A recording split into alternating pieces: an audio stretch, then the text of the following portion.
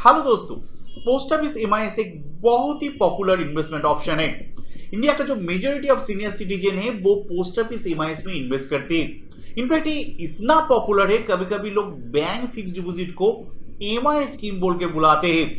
लेकिन क्या हो रहा है कि जो नया जनरेशन है वो म्यूचुअल फंड में इन्वेस्ट कर रहे हैं, स्टॉक पे इन्वेस्ट कर रहे हैं और लोगों का इंटरेस्ट धीरे धीरे पोस्ट ऑफिस एमआईएस से घट रहा है। लेकिन मेरे हिसाब से दोस्तों ये जो एमआई स्कीम है आज भी बहुत ही इंपॉर्टेंट है, एक अच्छा खासा रिटर्न ये देता है। तो दोस्तों आज मैं आपको बताऊंगा कि कितना रिटर्न आप पोस्ट ऑफिस एमआई से एक्सपेक्ट कर सकते हैं, उसका फीचर क्या है, टैक्सेशन क्या है, पूरा डिटेल में मैं आपको बताऊंगा। लेकिन शुरू करने से पहले मैं आपसे रिक्वेस्ट करना चाहूंगा कि अगर आप नया है मेरे चैनल पे तो प्लीज सब्सक्राइब माय चैनल। मैं रेगुलर बेसिस पे फाइनेंशियल टॉपिक पे वीडियो अपलोड करता हूं जो आपको day to day financial decision लेने में हेल्प करेगा। तो चलिए दोस्तों अब शुरू करते हैं। तो फिर जैसे कि मैंने आपको कहा कि ये जो पोस्ट ऑफिस एमआई स्कीम है ये पोस्ट रिटायरमेंट प्लानिंग के लिए एक बहुत बड़ा रोल प्ले करता है। इनफैक्ट जिसको कुछ पैसा रख के मंथली कुछ अर्निंग करना है उनके लिए भी ये एमआई स्कीम बहुत ही एक अच्छा ऑप्शन है। इसमें आपको डिसेंट इंटरेस्ट मिल जाता है, कोई भी टीडीएस नहीं है, तो वो आप आराम से मंथली कुछ अमाउंट आप अर्न कर सकते हैं। ये स्कीम आप कोई भी पोस्ट ऑफिस में जाके कर सकते हैं। उम्र 10 साल से ज्यादा होना पड़ेगा। अगर आप माइनर के नाम पे पोस्ट ऑफिस एमआई स्कीम करते हैं तो एक गार्जियन भी आपको देना पड़ेगा। अगर आपके बच्चे के नाम पे आप करते हैं तो आपको गार्जियन बनना पड़ेगा। और जब बच्चे का उम्र 18 साल होगा तो ये जो माइनर अकाउंट है उसको मेजर कर दिया जाएगा। पर हेड आप मिनिमम 1,500 मैक्सिमम 4.5 लाख तक कर सकते हैं। इसमें ये कैप है क्योंकि इसमें इंटरेस्ट रेट ज्यादा दिया जाता है। ये गवर्नमेंट स्पॉन्सर स्कीम है, इसीलिए मैक्सिमम आप 4.5 लाख कर सकते हैं। अगर आप ज्वाइंटली करते हैं तो 9 लाख, अगर 3 मिलकर करते हैं तो 13.5 लाख, मतलब 4.5 लाख का मल्टीपल। तो ये अमाउंट आप पोस्ट ऑफिस एमआई स्कीम में कर पाएंगे। यहां पर एक चीज मैं आपको बताना चाहूंगा कि एमआई स्कीम में सीनियर सिटीजन और बाकी के बीच में कोई डिफरेंस नहीं है। जैसे कि बैंक फिक्स डिपॉजिट में होता है कि सीनियर सिटीजन के लिए थोड़ा इंटरेस्ट ज्यादा मिलता है, लेकिन ये स्कीम में इंटरेस्ट रेट सेम है। अब दोस्तों जब इंटरेस्ट के बाद आ ही गया है तो मैं आपको बताना चाहूंगा कि अभी पोस्ट ऑफिस आपको 7.7% इंटरेस्ट ऑफर करता है एमआई स्कीम में। अब ये जो इंटरेस्ट रेट है इसमें कुछ चीज आपको मैं बताना चाहूंगा। पहला है कि अगर आप वेब में सर्च करते हैं, ऑनलाइन सर्च करते हैं तो आप कंफ्यूज हो जाएंगे। मैं भी शुरू में कंफ्यूज हो गया। कोई साइट बोल रहा है 7.3%, कोई बोल रहा है 7.7%, कोई बोल रहा है 7.8%। इनफैक्ट पोस्ट ऑफिस के साइट में अभी 7.3% दिखा रहा है। तो इसीलिए मैंने पोस्ट ऑफिस को डायरेक्टली कॉन्टैक्ट किया and I am confirming that अभी इंटरेस्ट रेट 7.7% है। मतलब ये है कि पर लाख 640 रुपीज, ठीक है, 640 रुपए पर लाख आपको मिलेगा। अब दोस्तों ये जो इंटरेस्ट है हर महीने आपका सेविंग्स अकाउंट में दे दिया जाएगा आपको। इसलिए पोस्ट ऑफिस में एक अभी सेविंग्स अकाउंट खोलना है, उस अकाउंट में पैसा आ जाता है, वहां से चेक से आप विड्रॉल कर पाएंगे। ये स्कीम 5 साल तक चलता है, ठीक है, 60 मंथ, और 5 साल के बाद ये मैच्योर हो जाता है। अब दोस्तों मैच्योरिटी के बारे में और कुछ पॉइंट में ऐड करना चाहूंगा। जैसे कि मैंने आपको कहा कि 5 साल में ये मैच्योर होता है। नॉर्मल फिक्स डिपॉजिट में क्या होता है, अगर बैंक में आप फिक्स डिपॉजिट करते हैं, 5 साल हो गया और आप पैसा अगर नहीं उठाते हैं तो वो फिर से री इन्वेस्ट हो जाता है, मतलब वो रोलिंग हो जाता है फिर से 5 साल के लिए।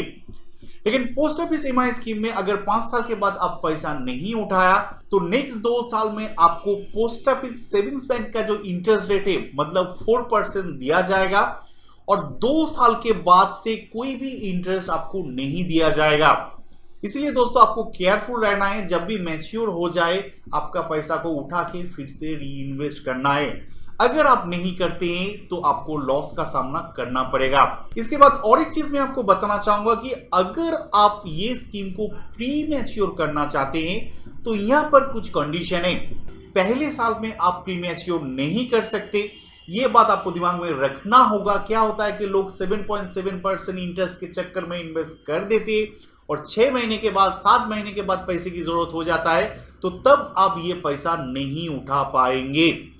1 साल के बाद से 3 साल के बीच में अगर आप प्री मैच्योर करते हैं तो आपको 2% इंटरेस्ट पेनाल्टी देना पड़ेगा। तो इसीलिए दोस्तों अगर आपको 2-3 साल में पैसे की जरूरत है तो ये स्कीम में इन्वेस्ट मत कीजिए, क्योंकि अगर 2% पेनल्टी आप देते हैं 3 साल में तो आपका इंटरेस्ट रेट 5% पे आ जाएगा, तो इसलिए आपका ज्यादा प्रॉफिट नहीं होगा। अगर आप 5 साल रखने के लिए कर रहे हैं तभी एमआई स्कीम में इन्वेस्ट कीजिए। अब 3 साल से 5 साल के बीच में अगर आप तोड़ना चाहते हैं तो आपको 1% पेनल्टी देना पड़ेगा। और एज बिकॉज ये जो इंटरेस्ट है ऑलरेडी आपको दे दिया जाता है, ये जो पेनल्टी है ये आपका प्रिंसिपल से काटा जाएगा। मतलब है कि जब आप उठाएंगे आपका जो प्रिंसिपल अमाउंट है वो घट जाएगा। तो ये सब चीज आपको दिमाग में रखना है, उसके बाद ही आप पोस्ट ऑफिस एमआई स्कीम में इन्वेस्ट कीजिए। अब फिर नेक्स्ट जो पॉइंट है वो है कि टैक्सेशन, टैक्स क्या लगता है। इसमें मैं आपको बताना चाहूंगा कि नॉर्मल फिक्स्ड डिपॉजिट इंटरेस्ट में जो टैक्स लगता है इसमें भी सेम है, कोई भी एटीसी का छूट नहीं है। और जो इंटरेस्ट आप अर्न करेंगे आपको आपका इनकम के साथ दिखाना पड़ेगा, और उसके ऊपर अगर टैक्स एप्लीकेबल हुआ तो आपको टैक्स भी देना है। लेकिन एक जो अच्छा चीज है वो है कि इसमें कोई टीडीएस नहीं कटता है। जैसे बैंक फिक्स्ड डिपॉजिट में अगर आप 15GH नहीं देते हैं तो टीडीएस कट जाता है, इसमें टीडीएस नहीं कटता है, इसलिए 15GH का झमेला इसमें नहीं है। तो दोस्तों आप चलिए फाइनल पॉइंट पे आते हैं, क्या आपको ये स्कीम में इन्वेस्ट करना चाहिए। मेरे हिसाब से जो सीनियर सिटीजन है और पोस्ट रिटायरमेंट फंड को इन्वेस्ट करना चाहते हैं उनको डेफिनेटली पोस्ट ऑफिस एमआईएस में इन्वेस्ट करना चाहिए। मैक्सिमम वो 4.5 लाख ही कर पाएगा, लेकिन एक डिसेंट इंटरेस्ट वो देता है 7.7%। एंड ये गवर्नमेंट स्कीम है, सिक्योर है और लोगों का ज्यादा टेंशन नहीं होता है, तो सीनियर सिटीजन को डेफिनेटली करना चाहिए। और जो लोग चाहता है कि इन्फ्लेशन को इग्नोर करके एक टिपिकली सेफ रिटर्न लूं, उनको भी पोस्ट ऑफिस एमआईएस में इन्वेस्ट करना चाहिए। लेकिन जो भी इसमें इन्वेस्ट करेगा उसको ये पार्ट दिमाग में रखना है कि 1 साल तक वो तोड़ नहीं पाएगा, दूसरे से तीसरा साल तक 2% पेनल्टी है। तो शॉर्ट टर्म में किसी को अगर पैसे की जरूरत है तो वो इन्वेस्ट ना करे, जिसका इमीडिएट लमसम की जरूरत नहीं है, मंथली इनकम की जरूरत है, वो जाके एमआईएस में इन्वेस्ट करे। और जो ये इन्वेस्ट करना चाहते हैं सिंपली पोस्ट ऑफिस में जाइए, वहां पर एक सेविंग्स अकाउंट खोलिए और सेविंग्स अकाउंट खोलने के बाद आप आराम से ये एमआई स्कीम में इन्वेस्ट कर पाएंगे। आधार कार्ड, पैन कार्ड, फोटो लगेगा केवाईसी के लिए, बच्चे के लिए बर्थ सर्टिफिकेट एंड आधार, बस इतना ही डॉक्यूमेंट में आप एमआई स्कीम में इन्वेस्ट कर सकते हैं। दोस्तों होप आज जो मैंने इंफॉर्मेशन दिया ये आपको हेल्प करेगा अगर आप कंजर्वेटिवली एमआई स्कीम में इन्वेस्ट करना चाहते हैं। तो अगर और कुछ आप जानना चाहते हैं तो प्लीज कमेंट में लिखिए। अगर ये वीडियो अच्छा लगा तो लाइक कीजिए, दोस्तों के साथ व्हाट्सएप एंड फेसबुक में शेयर कीजिए, और अगर आप नया है मेरे चैनल पे तो please subscribe my channel. Thank you and bye bye.